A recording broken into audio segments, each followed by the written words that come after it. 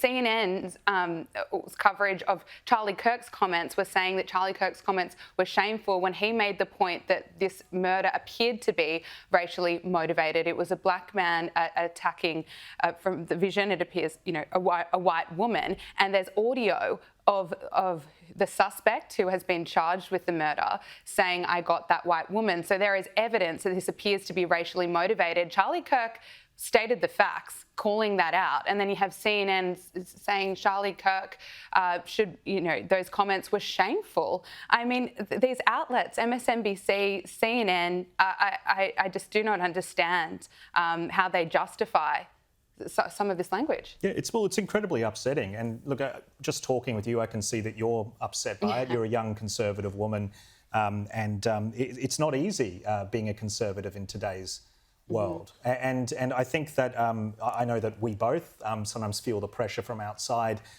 Making very considered and careful arguments is being hit with this new degree of hostility from the left and then from the mainstream, and people who are refusing to call it out. Now, if I want to make an argument that there should be less immigration in my country, that isn't an extremist viewpoint. No. It's a numbers game. It has nothing to do with race, first and foremost. It has to do with facilities and space and GDP. And it's an economic argument more than anything. Yeah. And we have these figures in Australia, in America, who consider themselves to be progressive, who absolutely delight at the demise of somebody who was a father, who left a wife behind and 2 children. And I think that is upsetting for anybody on the conservative side of politics. And how dare anybody in media trying to equate it with this both sides, well, everyone's responsible for the rhetoric. No, that's not true. There are people on the left who are extremists, and they are putting targets on the back of people that have very mainstream views that a couple of years ago were held by the majority. And obviously in America, one of the suggestions in that grab that you played was that he was divisive because of his links to President Donald Trump, who was a democratically elected president with the majority vote. So how could someone who has won the majority vote be this figure of division and extremism when the majority of people elected him? It is a denial of democracy. It is. It is disrespectful to every single conservative in the West, not just America, because this manifests broadly across borders. This is a problem that we are seeing all across the world, where we are tolerating the labelling of conservatives as being extremists. And what do you do if somebody is a far right? And you're saying somebody's far right, by the way. The furthest right you can be is a Nazi. What do you do to somebody who's a Nazi? You are justifying violence by using that label irresponsibly. If you don't use that label rationally and carefully, then you are justifying this sort of stuff. And MSNBC is the worst at this. Yeah. They're trying to do a rebrand because their own parent company can't stand some of the things they say, and they're trying to distance themselves from it.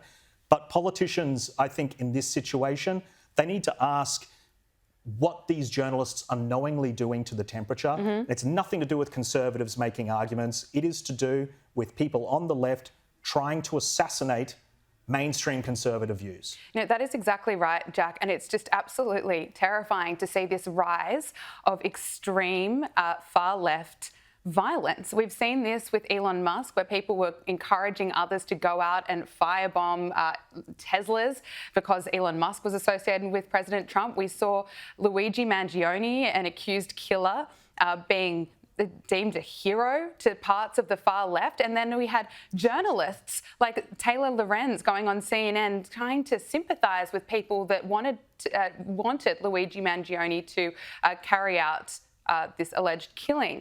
It's just absolutely horrific, and it's something that worries me, that potentially that kind of extreme viewpoint could be getting more and more mainstream because of outlets that are kind of promoting it and justifying it.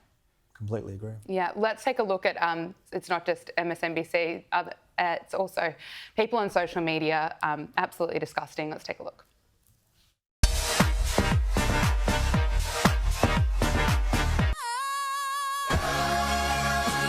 I'm not saying she deserved it, but I'm saying God's timing is always right. And goodness knows the wicked lives are lonely.